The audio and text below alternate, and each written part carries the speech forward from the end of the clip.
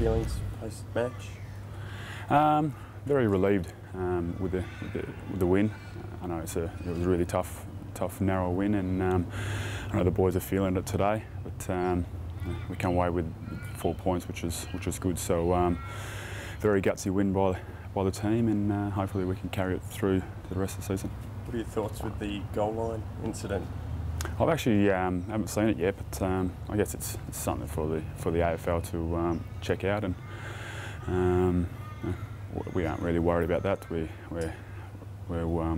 move on from whatever happened and go forward.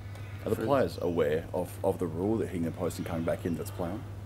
No, personally, I don't know, and don't know if the player. I don't know about the other boys in the team, but whatever happened on at that moment, we just kept on kicking on, and I guess like I said, the AFL will have to review it and see what they got to say. Given what happened against Essendon a couple of weeks ago, were you nervous in the latter stage last night? No, not really. We knew that the way we've been training and the way we played last year, we knew we can finish the game on a really well. So just the belief that we've got in each other, and to stick at it, and not fall away at the end of the game, which was really good. So we'll use that, and we know that we can finish off games when the pressure's on. You guys would have spoken at length last week about your starts. How did you feel when you looked up at the scoreboard halfway through the first term and the score's 3-2 to no score? Yeah, it has been a problem the last couple of weeks, and also with Richmond, I think they've won now 5 first quarters this season. So it was a focus leading into this game, and we knew they're a good starting team. So that's one thing that we'll have to fix. But credit to the boys, we kept on chipping away and got back into the game. So that's really good. Michael, have you had a chance to speak to Kepler Weah either last night or this morning?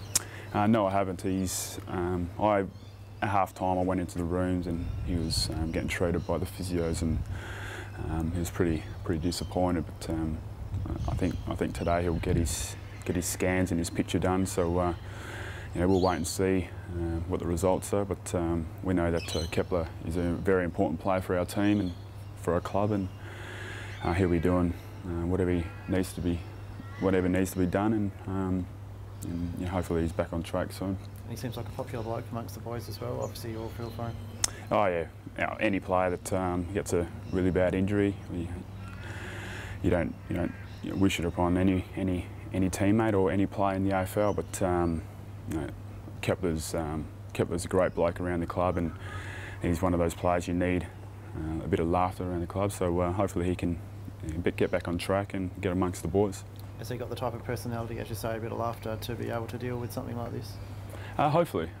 I know the club will be there to support him, and the players will be there as well. So he's been around for a number of years now, and he knows what to do to get himself right. So fingers crossed he'll come back. And how important was McPharlin's inclusion last night?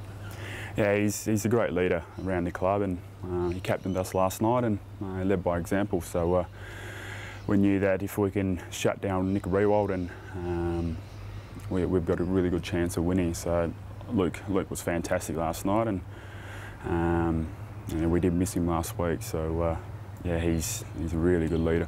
Just on your forward line now, with no Pav and no Bradley, how do you see that shaping up in terms of a marking target going forward now? What sort of options do you have?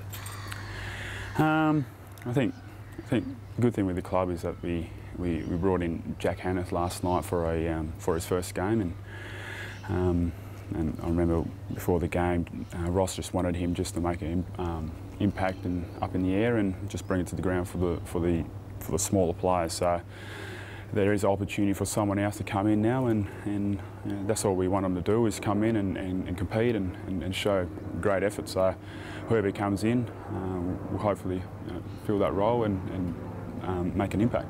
You've obviously become really settled down back now and playing great footy. Does that mean you're not really an option anymore to go forward? Unsure. We'll wait and see what Ross is thinking. And well, the good thing is that I've played a number of roles in the past, and if Ross wants me to play another role for the team, I'm happy to put my hand up. So whatever happens. But we should be able to cope. And like I said, anyone that comes in and plays for the Fremantle Dockers will come in and show great effort. So yeah. And I guess the same question with Luke McPharlin. Could you cope without him down back if he was to go forward, or is that kind of robbing Peter to pay Paul and not worth moving in? I think Luke's playing his best footy down back, so you don't want to take. He's our leader down there and leads by example, so you don't really want to take him out of his best position. But if whatever happens, we can move a number of players around to suit our strengths. So yeah, just wait and see. Just back on Jack Tanner-Smith the week before and a minute to go, and he stands up on the right time. Yeah, I guess it's the way you see Jack and the way he goes about it at training and around the club. He's actually a switched on sort of boy player, and to have him to come into his first game and just stand in the hole and take that clunk, it's fantastic. And hopefully it'll help him in the future with his confidence. So it's good to have him out there. Must be good that, I guess, last year a bit short of key position stocks, the youngsters, and having them both come through within 2 weeks of each other. Yeah, that's it. Yes, it's really good by the recruiting staff to pick up players such as Tanner and Jack, and I know there's other players that could come in and play the role as well. So it's good to see these guys come into the team early in the season and perform. So we know that there are spots on the line, and if you're not performing, there's young players there that are willing to get out there and play for the Fremantle Dockers. So and I guess it's good for the club. Just back on the last couple of minutes of the game, did you know how much time was left when Matt White kicked the goal, put it in front? No, not really. I looked up, it was about 28, 27 minutes on the clock, up on the scoreboard. But, we knew that if we can stick to our game plan and get up forward to our forwards and they do their work, we can sort of pinch the game. So, lucky enough, Bella's come to the fall of the ball and pinch the win for us. So yeah, we didn't know what time on the clock, and yeah, that's how it goes. Has he stopped talking about it yet? He was pretty happy after the game, so haven't seen him today, but yeah, it's good to have Bella's kicking the winning goal. Hopefully it'll help his confidence. Would the players like a countdown clock, do you reckon, to know exactly how many seconds are left, or are you happy not to know and just have the normal clock? I think the coaches knew in the box. Might have been a call later in the game, but I guess the time of the game and everyone's on edge sort of thing. You sort of you're focused on the next play. Now you also sort of like forget about all that stuff. So there are games that we've had those calls, and yeah, I guess last night just worked for us, and we were lucky enough to get it in our forline. So. A word on Richmond, Michael. How did you rate them last night compared to your other opponents, and what impressed you about them?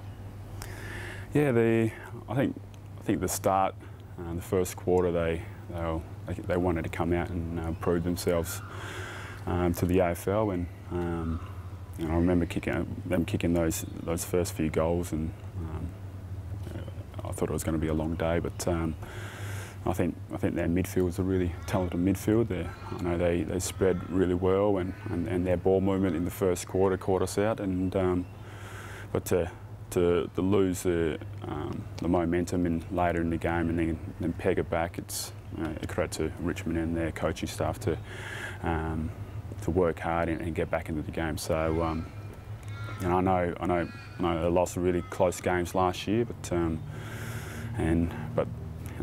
they almost pinched the win last night. So I think they're on the right track. No problems with the knee? No, it's just a nice corky, so it's a battle wound.